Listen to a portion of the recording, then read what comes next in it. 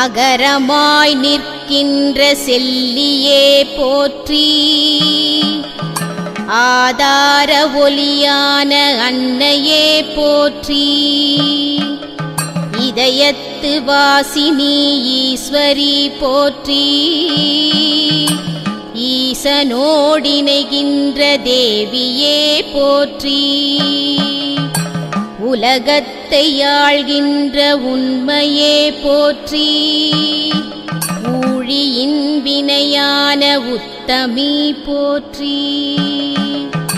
எனையாள வருகின்ற இறைவியே போற்றி, ஏழே